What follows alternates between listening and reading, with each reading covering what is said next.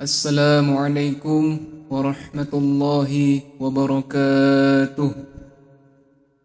Alhamdulillahi rabbil alamin. Wabihi nasta'in ala umur dunya waddin. Assalatu wassalamu ala rasulillah wa ala alihi wa mawala. Amma ba'd. Ashhadu an la ilaha illallah وأشهد أن سيدنا ونبينا محمدا عبده ورسوله لا نبي بعده. اللهم صل وسلم وتسلم على سيدنا محمد وعلى آله وأصحابه وذريته أجمعين ومن تبعهم بإحسان إلى يوم الدين. سبحانك لا علم لنا إلا ما علمتنا إنك أنت العليم الحكيم. قال الله تعالى في كتابه الكريم: أعوذ بالله من الشيطان الرجيم. بسم الله الرحمن الرحيم. يا أيها الذين آمنوا إذا قيل لكم تفسحوا في المجالس فافسحوا يفسح الله لكم وإذا قيل انصزوا فانصزوا يرفع الله الذين آمنوا منكم والذين أوتوا العلم درجة. الآية. وقال النبي صلى الله عليه وسلم: طلب العلم فريضة على كل مسلم والمسلمة. صدق الله العظيم وصدق رسول الله صلى الله عليه وسلم. Alhamdulillah, pada malam hari ini kita masih diperjalankan oleh Allah Subhanahu wa taala dalam keadaan sehat wal afiat untuk bersilaturahmi dalam rangka mengilmui diri kita dengan ilmu Islam. Ini merupakan rahmat Allah Subhanahu wa taala yang patut kita syukuri, karena tidak semua orang diberi kesempatan oleh Allah Subhanahu wa taala dalam menuntut ilmu ataupun berkumpul dalam majelis-majelis ilmu. Salawat berangkaikan salam semoga selalu tercurahkan kepada baginda besar kita, yakni Nabiyuna wa Habibuna wa Syafi'una Muhammad sallallahu alaihi wasallam, yang telah membawa kita dari zaman jahiliyah menuju zaman yang terang benderang seperti yang kita rasakan pada saat ini. Semoga salawat selalu tercurahkan kepada para sahabat, para tabi'in, tabi'ut tabi'in, dan kepada zuriat sampai kepada semua pengikutnya sampai akhir zaman.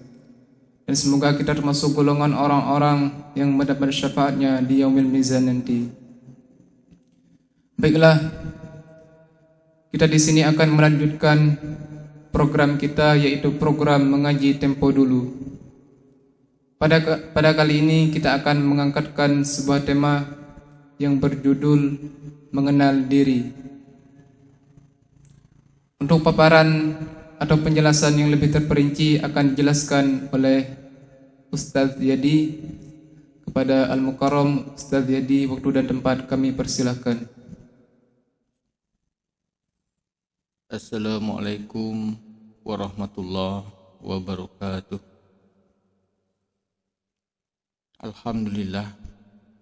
Alhamdulillahilladzi arsala rasulahu bil huda wa dinil haq liyuzhirahu ala dini kullihi walau karihal musyrikun.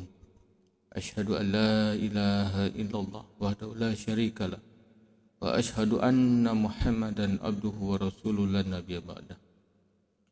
Wa qala Allahu ta'ala fil Qur'anil Karim: A'udzu billahi minasy syaithanir rajim. Bismillahirrahmanirrahim. Wa laqad khalaqnal insana min sulalatin min tin. Wa qala an-nabi sallallahu alaihi wasallam: Man arafa nafsah faqad arafa rabbah. Shadaqallahu azim wa sadaqalla Rasulullah sallallahu alaihi wasallam. Pertama-tama, marilah kita selalu memanjatkan rasa syukur kita atas hadirat Allah Subhanahu wa taala, yang mana pada kesempatan hari ini kita telah begitu banyak diberikan nikmat, terutama nikmat iman dan Islam, sehingga kita bisa hadir di dalam suasana silaturahmi untuk memberikan asupan ke dalam rohani kita. Dan mudah-mudahan dengan datangnya ke tempat ini hanya semata-mata yang kita rasakan adalah bentuk kasih sayang dan pertolongan Allah semata. Salawat dan salam marilah kita aturkan kepada junjungan kita, kepada Nabi besar Muhammad sallallahu alaihi wasallam. Semoga salawat ini selalu tercurah kepada keluarganya, sahabatnya, pengikutnya. Dan semoga dengan salawat ini juga kita diakui oleh Rasulullah sebagai umatnya dan diberikan bagian dari syafaat daripada Rasulullah SAW. Amin ya rabbal alamin. Alhamdulillah, pada kesempatan ini, pada program acara mengaji tempo dulu, kita memasuki bab mengenal diri, yang mana sebelumnya kita sudah melewati satu bab yang sangat penting, yang tidak bisa dilepaskan untuk masuk ke dalam bab berikutnya, yaitu bab jazam. Di mana di bab jazam ini kita diajarkan, dituntun untuk mempunyai keyakinan yang benar, yang mana keyakinan ini apabila tidak ada di dalam diri kita, maka kita tidak akan bisa melanjutkan pelajaran kepada bab-bab berikutnya. Pada kesempatan ini, pada bab mengenal diri, kita bacakan hafalannya sebelum kita mengenal Allah. Terlebih dahulu kita mengenal diri kita sendiri. Karena Rasul bersabda, "Man arafa nafsah faqad arafa rabbah." Artinya, barang siapa kenal akan dirinya, niscaya kenal akan Allah. Pada sebagian pelajaran tauhid, belum tentu dan tidak semua kita memasuki bab pelajaran mengenal diri. Tidak semua pelajaran tauhid atau pelajaran untuk mengenal dengan tujuan kepada Allah memasuki atau melewati bab mengenal diri. Bahkan sebagian pelajaran tidak memakai dengan bab mengenal diri. Tetapi kita di sini menyajikan bab yang bisa dipandang begitu penting untuk menuju kepada pengenalan Allah, mesti melewati bab mengenal diri. Sesuai dengan hafalannya, sebelum kita mengenal Allah, terlebih dahulu kita mengenal diri kita sendiri. Mengenal Allah, kita mesti bertanya dulu, apakah untuk menuju atau mengenal Allah di dalam kehidupan ingin beragama, apakah dianggap penting ataukah tidak penting, ataukah kita abaikan tentang perkara mengenal Allah? Apabila di dalam bab pertama tentang mengenal Allah kita tidak sepakat, atau tidak dengan kesadaran kita ingin masuk ke dalam bab mengenal Allah, maka kita tidak akan sampai. Kita sudah gugur duluan apabila di dalam diri kita menganggap bab mengenal Allah tidak penting. Bagaimana kita ingin menuju sesuatu mengenal Allah, tetapi kita tidak mau untuk masuk untuk belajar atau ingin mengenal, seperti halnya kita sepasang suami istri atau orang yang bertunang ingin memperkenalkan dirinya masing-masing, ingin berkenalan supaya lebih dekat lagi. Ini perkara dunia pun, untuk pengenalan kepada sesama lawan jenis pun, secara sadar atau tidak sadar kita sudah melakukannya. Dan yang kita dudukan sekarang ini adalah perkara kepada Allah, sesuatu yang besar, sesuatu yang akan menjadi barometer apakah kita akan selamat atau tidaknya di dalam kehidupan nanti di akhirat.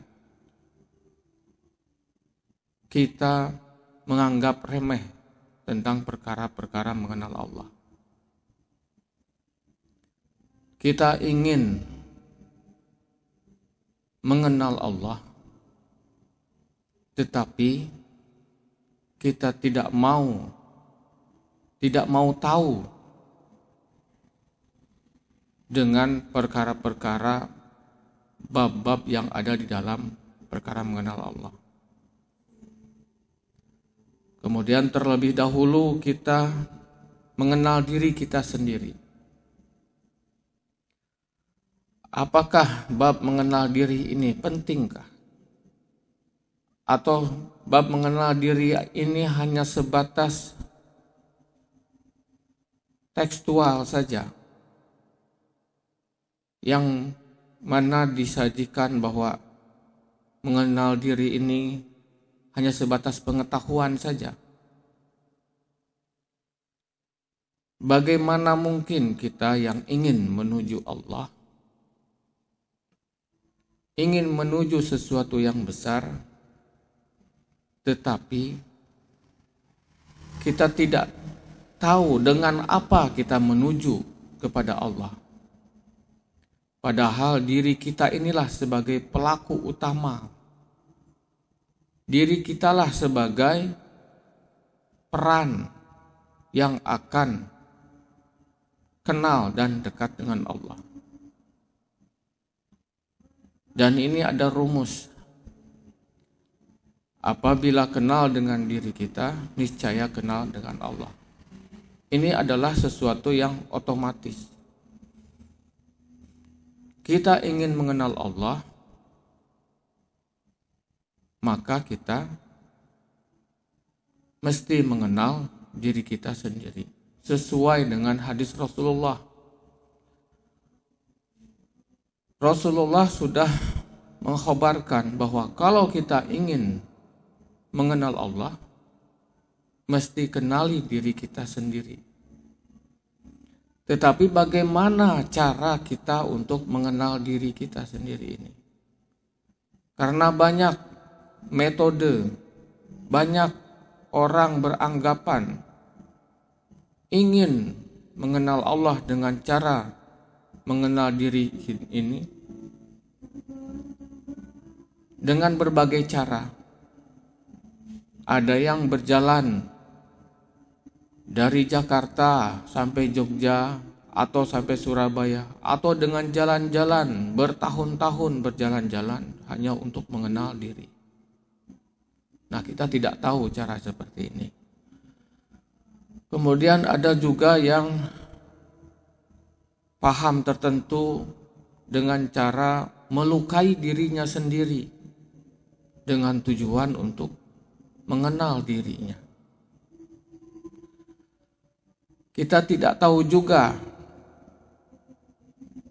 apakah metode mereka sampai atau tidak.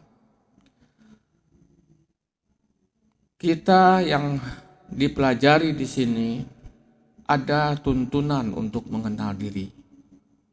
Sesuai dengan para ulama sudah menuntun di dalam beberapa kitab bahwa untuk mengenal diri sesuai dengan tuntunan di dalam Al-Quran. Jadi caranya untuk mengenal diri sudah ada panduannya. Cara mengenal diri adalah sesuai dengan firman Allah Ta'ala, "Walaqad khalaqnal insana min sulalatin min tin."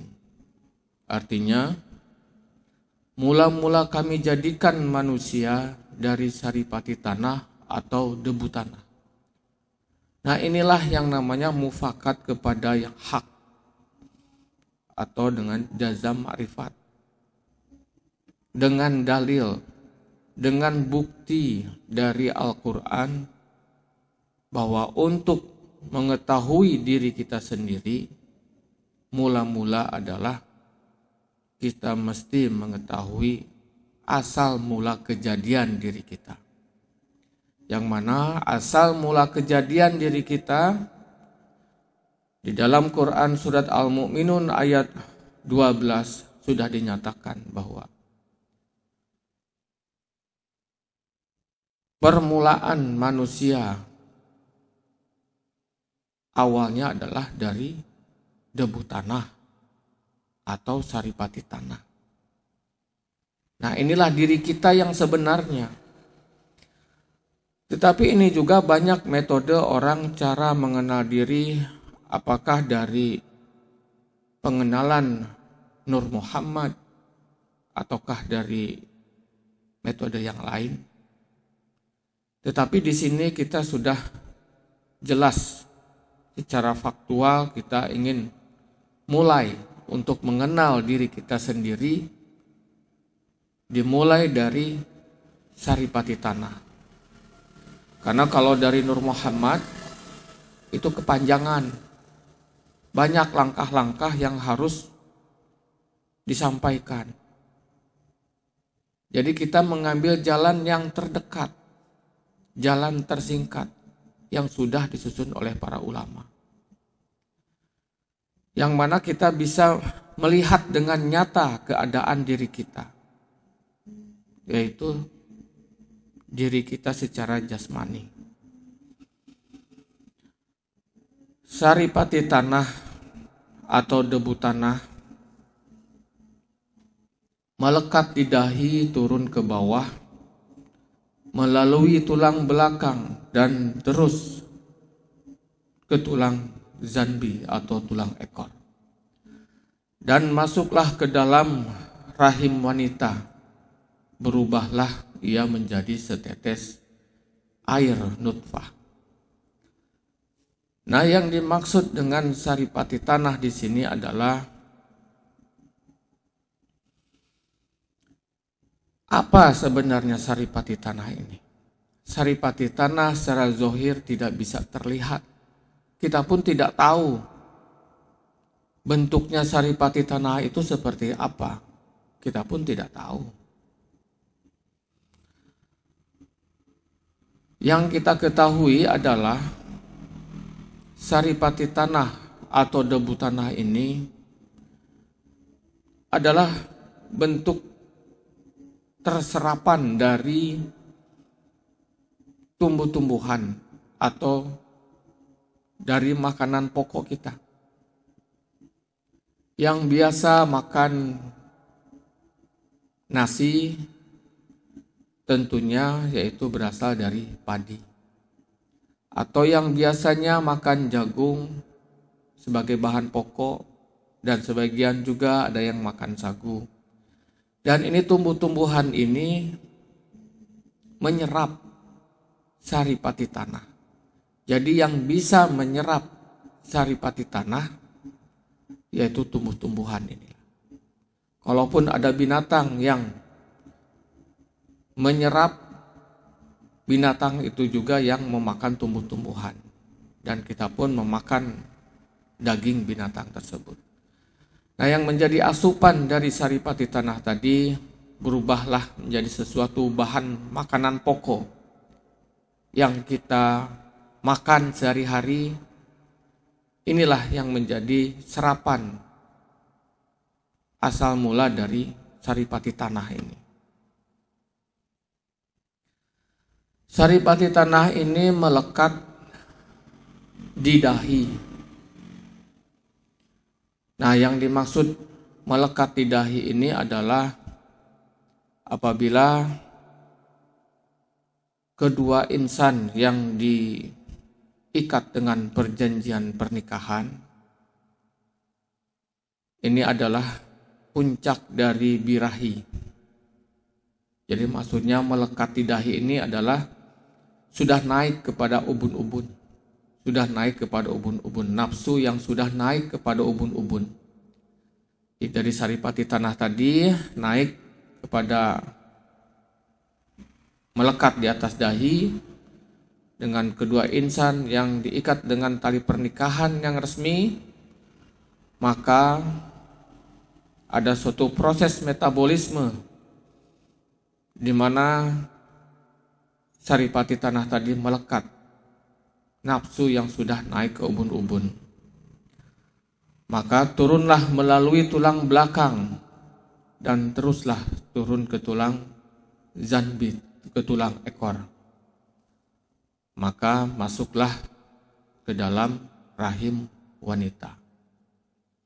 Berubahlah ia menjadi setetes air nutfah.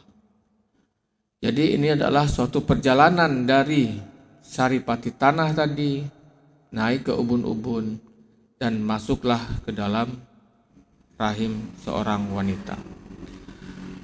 Dari sekian miliar air nutfah yang dipancarkan ke dalam rahim wanita, tidak semuanya menjadi sesuatu. Kebanyakan secara umum hanya satu dari sekian miliar. Mungkin ada yang 2, ada yang 3. Tetapi secara umum adalah satu. Dan ini adalah suatu perjalanan yang penuh dengan perjuangan. Yang mana yang bab pertama ini pun kita sudah melihat bahwa perjalanan kita untuk masuk ke dalam rahim wanita pun kita sudah tidak ada peran di sini.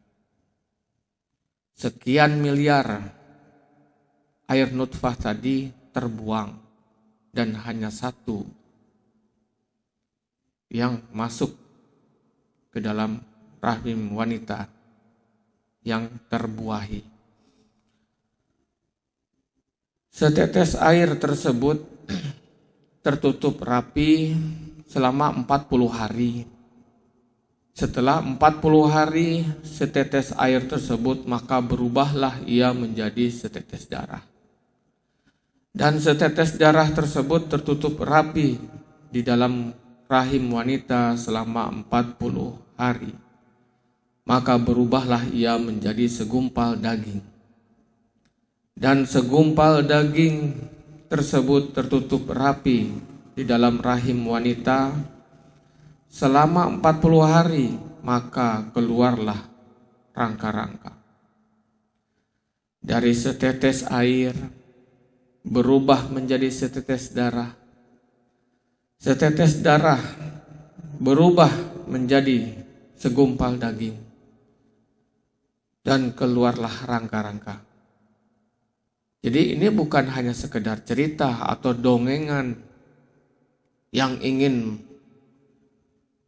menyampaikan bahwa suatu proses metabolisme tubuh. Tetapi ini adalah kita ingin dituntun untuk melihat bahwa pandangan keadaan diri kita pada saat itu, kita tidak ada pada saat itu. Tidak ada peran pada saat itu. Allah perjalankan dari setetes air menjadi keluar rangka-rangka, tidak ada peran sama sekali di dalam diri kita. Tidak ada rasa yang kita rasakan pada saat itu. Nah, apabila Allah Subhanahu wa Ta'ala menghendaki rangka-rangka tersebut, rangka ular, maka ularlah ia.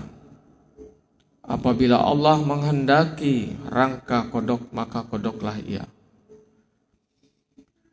Apabila Allah menghendaki rangka sapi, maka sapilah ia. Dan Allah pun ingin menunjukkan sesuatu kepada kita bahwa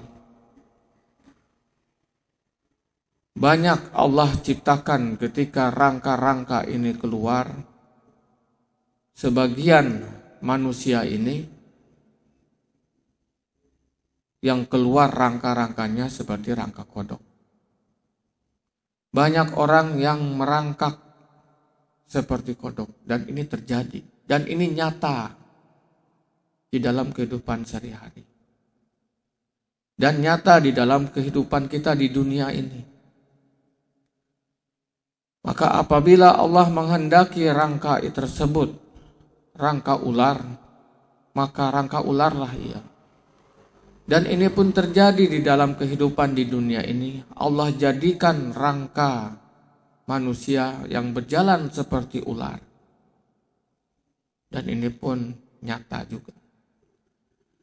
Dan apabila Allah menghendaki rangka ini rangka sapi pun, ada juga yang Allah ciptakan. Jadi terserah Allah sajalah. Allah mau jadikan, mau rangka ular, mau rangka kodok, atau mau rangka sapi, terserah Allah saja. Tidak ada campur tangan ke dalam diri kita. Kalaupun ada orang yang berdiri dengan sempurna, sesuai dengan manusia seutuhnya, bukan dengan keinginan kita. Bukan kita yang mengatur kepada Allah, ya Allah jadikan saya sebagai rangka manusia yang seutuhnya. Bukan seperti itu. Hanya kehendak Allah saja. Dan ini pun sebagai bukti nyata bahwa di dalam kehidupan ini ada yang Allah ciptakan, ada yang Allah jadikan rangka-rangka kodok, rangka-rangka ular, dan rangka-rangka sapi seperti itu.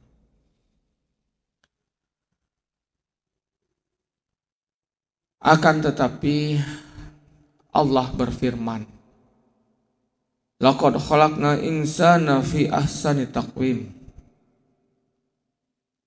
Di dalam Quran surat At-Tin ayat 4. Artinya, sesungguhnya kami ciptakan manusia sebaik-baik kejadian daripada makhluk yang lainnya. Nah, inilah bentuk kasih sayang Allah kepada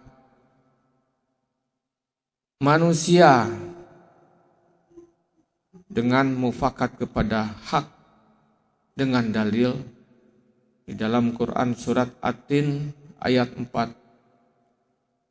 Sesungguhnya Allah ciptakan manusia sebaik-baik kejadian daripada makhluk yang lainnya. Tetapi yang dimaksud dengan menciptakan Allah sebaik-baik kejadian ini bukan hanya sebatas Allah ciptakan fisiknya.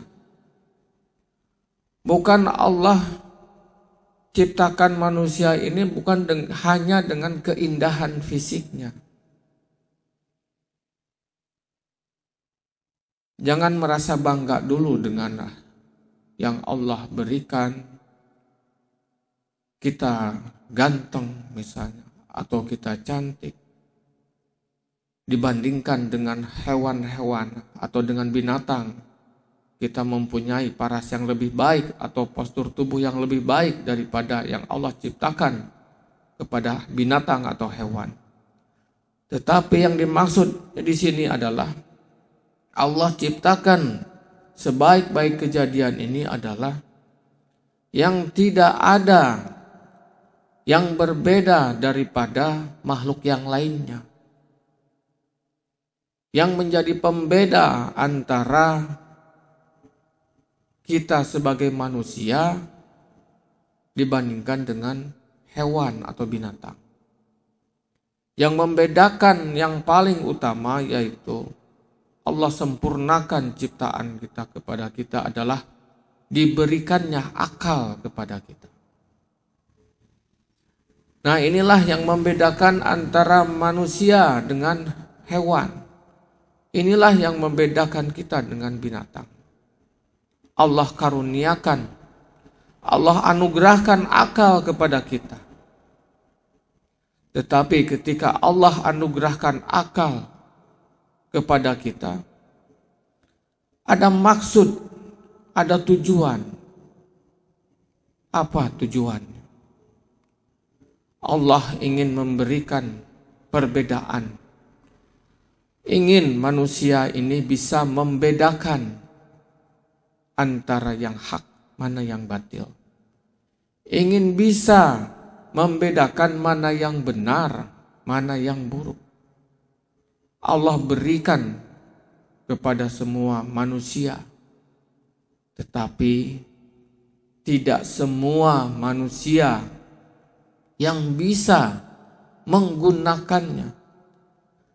Tidak semua manusia yang mau memanfaatkan atau menerima amanah yang Allah berikan tentang akal kita. Bahkan kita tidak mau tahu dengan keberadaan akal kita. Sebagian orang tidak aktif akalnya.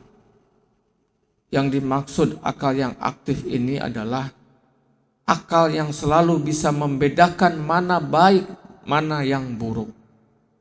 Inilah perbedaan. Banyak orang diberikan akal, tapi yang akal di sini bukan akal yang pintar secara akademis, bukan akal yang pintar untuk mencari harta, bukan akal yang pintar untuk mencari dunia, tetapi akal yang bisa membedakan mana perbuatan baik, mana perbuatan buruk, mana yang akan membawa kemaslahatan dunia atau membawa kemaslahatan kepada akhirat. Dan akal yang dianugerahkan yang sehat, yang baik adalah akal yang terpandang di dalam bentuk pedoman hidup. Yang akal yang diajak selalu berpikir kepada perkara-perkara akhirat, bukan hanya perkara-perkara dunia. Dan apabila orang yang dianugerahkan akalnya dan hanya semata-mata berpikir dan hanya semata-mata memikirkan perkara dunia, ini akal yang tidak sampai. Akal yang jahil, yang kurang bisa memaksimalkan fungsi akal yang sebenarnya. Karena sesuai dengan tuntunan di dalam Al-Quran, sesuai dengan tuntunan Rasulullah, bahwa akal kita yang tertuju kepada akhirat inilah akal yang lebih utama. Inilah salah satu anugerah yang terbesar yang Allah berikan kepada kita di dalam laqad khalaqnal insana min sulalatin min tin. Allah berikan, Allah ciptakan manusia sebaik-baik kejadian. Allah sudah berikan sesuatu yang baik kepada diri kita, tetapi diri kita tidak pernah mengetahui apa yang terbaik yang ada di dalam diri kita. Bahkan kita secara sadar atau tidak sadar merusak akal kita dengan perkara-perkara yang menutupi akal kita kepada perkara-perkara akhirat. Dan rangka-rangka tersebut tertutup rapi selama 40 hari di dalam rahim wanita, maka terbungkuslah ia daging dan kulit. Inilah bentuk kesempurnaan yang Allah berikan. Allah tutupi, Allah berikan keindahan kepada diri kita dengan daging yang kulit untuk melindungi apa yang ada di dalam organ-organ di dalam tubuh kita, supaya terpandang indah. Setelah 4 tahap atau 4 kali 40 hari atau 5 bulan 10 hari, di dalam ke-10 hari inilah, entah hari yang mana, Allah mengutus malaikat untuk meniupkan roh ke dalam tubuh tersebut. Maka bergerak-geraklah ia. Jadi setelah 4 tahap atau kurang lebih biasanya pada usia kehamilan atau kandungan 4 bulan, maka ditiupkanlah ruh. Allah mengutus malaikat ke dalam jasad kita, maka bergerak-geraklah ia. Nah, sedikit kita kilas balik tentang ruh. Jadi sebelum ruh ini masuk ke dalam jasad kita di dalam kandungan, bahwa sebelumnya ruh kita ini di alam ajali, yaitu di mana ruh ini bagaikan, menurut para ulama, bagaikan air di atas keladi. Jadi air di atas keladi ini dia bergerak-gerak, ada yang menggerakkan. Ada yang menggerakkan, dan tentunya Allah saja yang menggerakkan. Di dalam alam ajali ini, Allah bertanya kepada ruh, Alastu bi rabbikum. Nah, insan ini di alam insan, alam ajali ini di alam insan, dan insan ini menjawab, qalu bala syahidna. Jadi kata Allah, apa yang kamu saksikan? Ya, saya menyaksikan yang menyaksikan. Saya menyaksikan yang kepada Allah sendiri. Bahwa inilah bentuk bahwa kita sudah berintai-intaian, sudah saling menyaksikan di alam insan ini. Jadi sebenarnya kita ini sudah dekat dengan Allah. Awalnya kita sudah dekat dengan Allah. Sudah sangat dekat dan selalu berintai-intaian. Kemudian setelah roh ini masuk ke dalam jasad kita kepada usia kehamilan atau 4 bulan atau 4 tahap atau 4 kali 40 hari atau 5 bulan 10 hari kurang lebih, Allah titipkan, Allah amanahkan 4 perkara. Yang pertama adalah bala kita. Yang kedua, rezeki. Yang ketiga, maut. Yang keempat adalah jodoh. Jadi keempat perkara ini kita sudah ditentukan jodoh kita, maut kita, rezeki kita, bala kita. Bukan kita yang menentukan. Bukan kita yang ngatur-ngatur jodoh kita. Bukan kita yang ngatur-ngatur rezeki kita. Allah sudah catat. Allah sudah perjalankan di dalam kehidupan ini.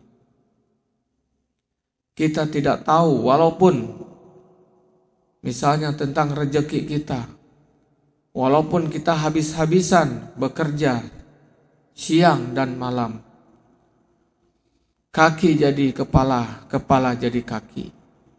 Allah sudah gariskan rezekinya. Allah sudah gariskan hasilnya.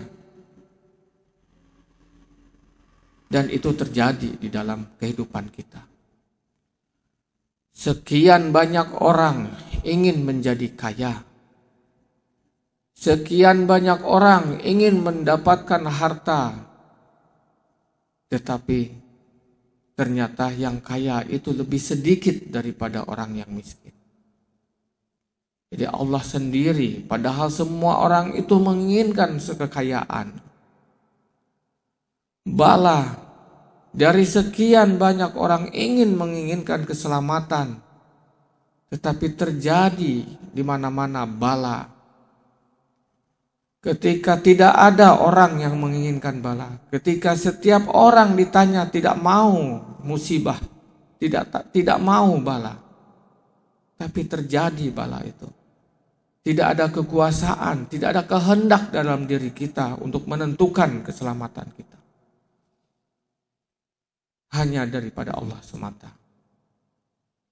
Begitu juga dengan jodoh kita.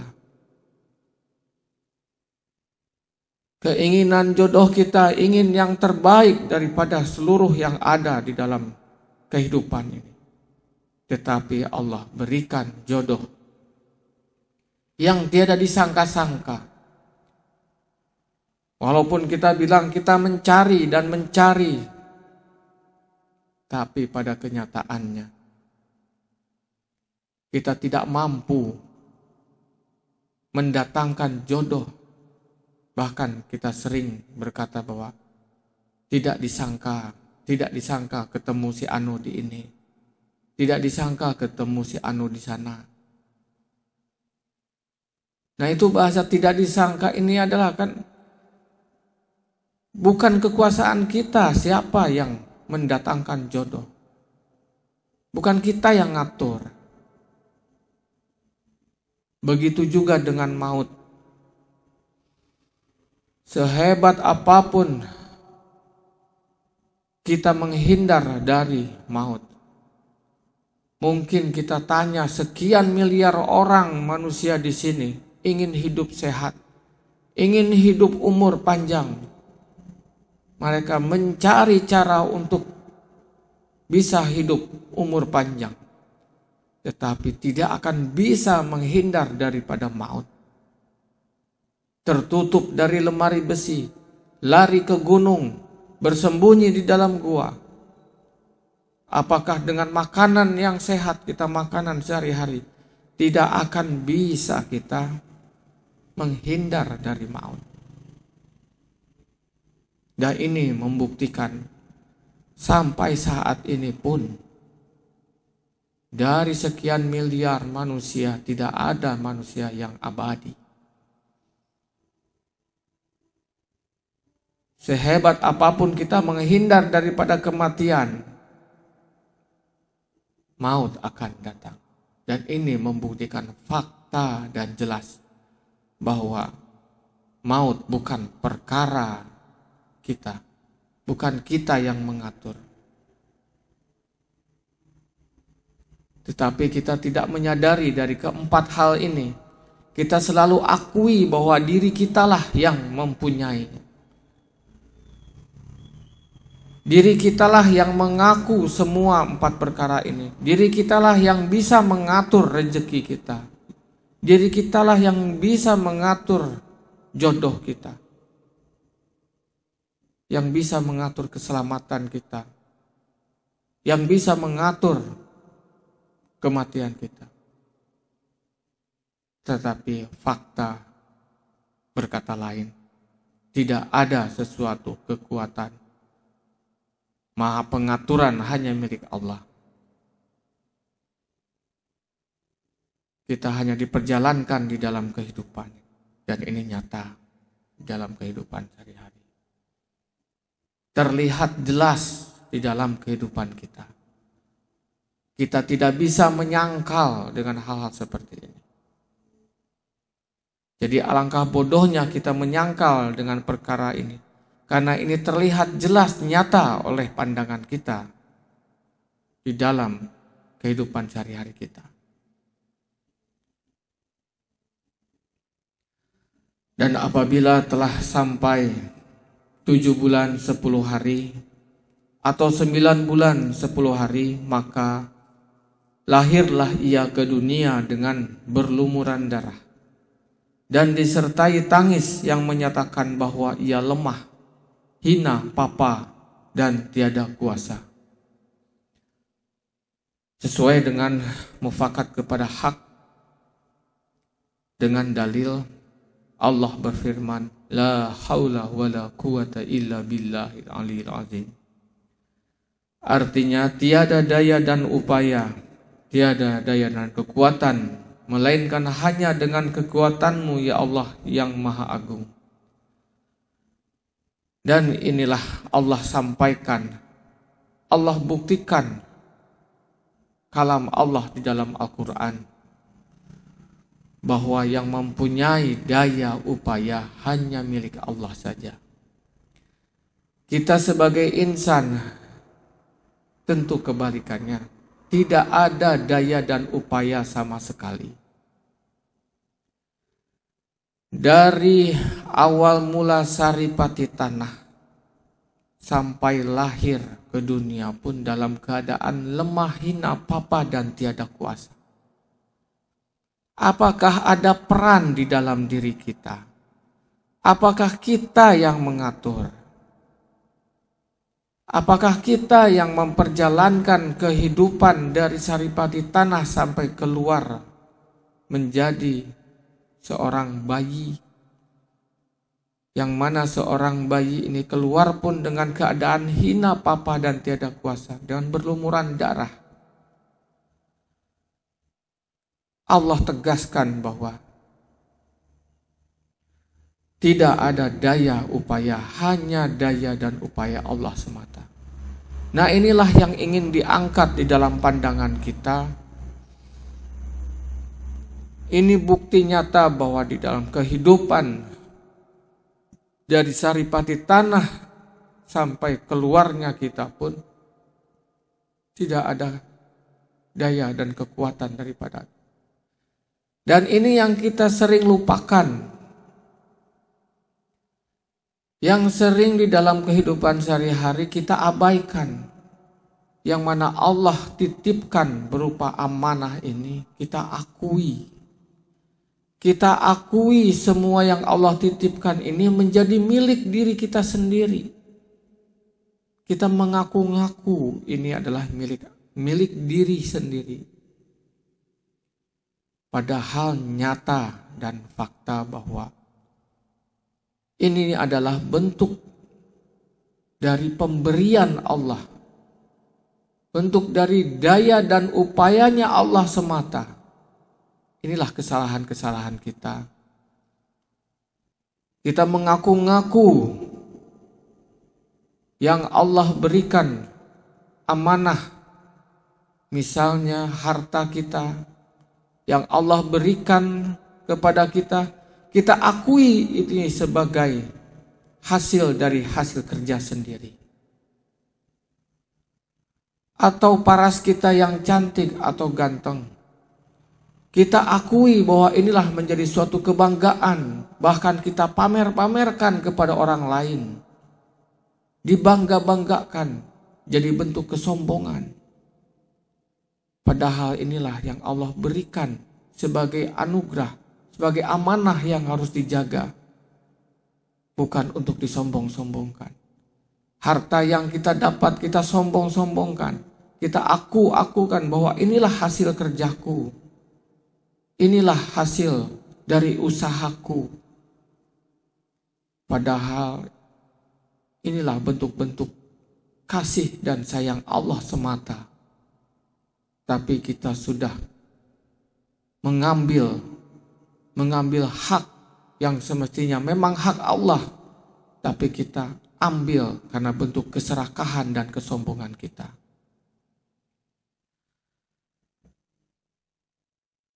Allah berfirman, Fatabarakallahu ahsanul khaliqin.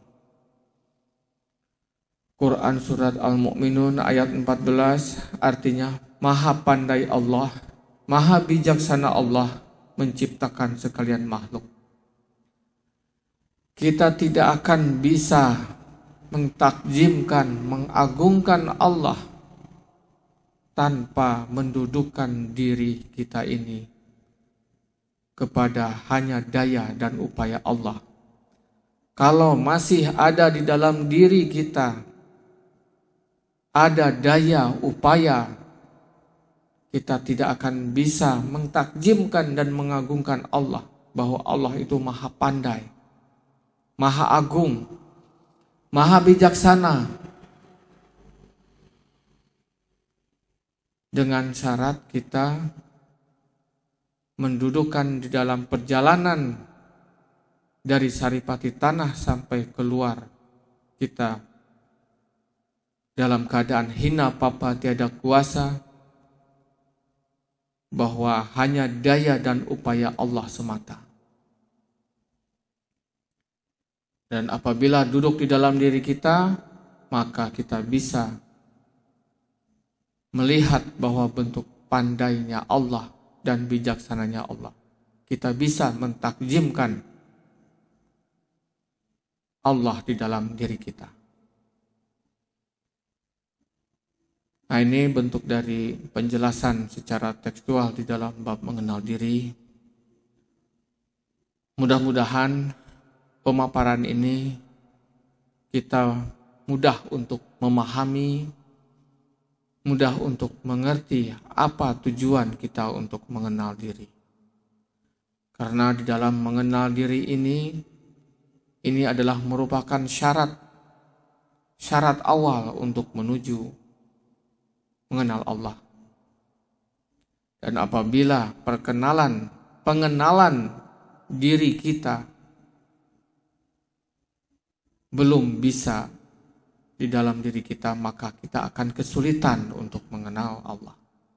Jadi jangan harap kita bisa mengenal Allah tanpa mengenal keadaan diri kita. Tetapi bukan hanya sebatas tekstual, bukan hanya sebatas mengetahui secara tekstual perjalanan, tetapi yang kita sesuai dengan para ulama, tuntunan para ulama bahwa bentuk ketiada daya dan upayaan kita di dalam perjalanan tersebut, bahwa Allah perjalankan kehidupan kita ini, tidak ada peran sama sekali di dalam diri kita. Dan apabila kita selalu melatih diri kita bahwa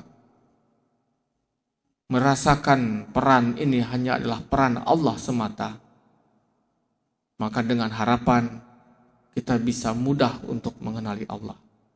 Akan otomatis kita akan mengenal Allah. Dan ini mesti dilatih. Dilatih dengan berhadapan dengan kehidupan kita di dunia ini. Nanti kita akan diuji dengan keadaan-keadaan kita, apa yang kita dudukan di dalam diri kita, maka kita akan diuji dengan kehidupan dalam sehari-hari. Dan mudah-mudahan kita bisa mengamalkan apa yang sudah disampaikan ini. Maka pada pertemuan hari ini, pada program acara mengaji tempo dulu, kita cukup akhiri. Usikum binafsih bitaqullah. Wassalamualaikum warahmatullahi wabarakatuh. Alhamdulillah, telah kita dengarkan dan kita saksikan paparan dari Ustadz Yadi tentang bab mengenal diri. Jadi dalam bab mengenal diri ini kita bisa menarik kesimpulan bahwasanya untuk implementasi dari bab mengenal diri kita mesti merasakan la haula wala quwata illa billah dengan cara mengakui kesalahan dan merasakan kelemahan diri serta membesarkan Allah, fatabarakallahu ahsanul khaliqin, yang maha segalanya. Mungkin sekian untuk program kita pada malam hari ini. Semoga kita selalu diistiqomahkan dalam menuntut ilmu. Akhirul kalam, usikum wa iyyakum bitaqullah, la haula wala quwata illa billahil aliyyil azim. Wassalamualaikum warahmatullahi wabarakatuh.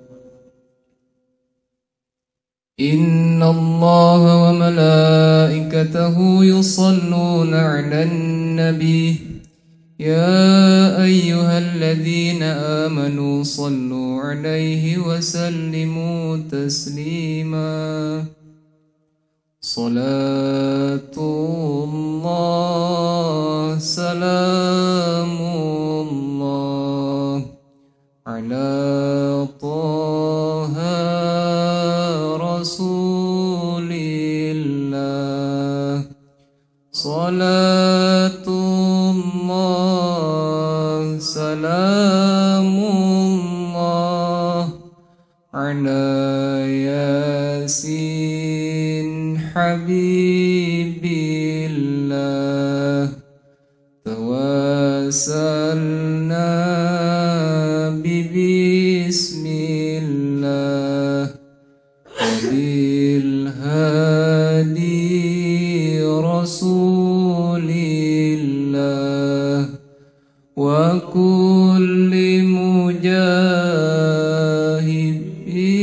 بالله بأهل البدر يا الله صلاة الله سلام الله على طه رسول الله صلاة الله سلام الله على ياسين حبيب الله على ياسين حبيب الله اللهم صل وسلم وبارك عليه. Marilah kita tutup majlis ilmu dan majlis salawat kita pada malam hari ini dengan melafazkan doa kafaratul majlis. Subhanakallahumma wa bihamdika asyhadu an la ilaha illa anta astaghfiruka wa atubu ilaik. Walhamdulillahi rabbil alamin.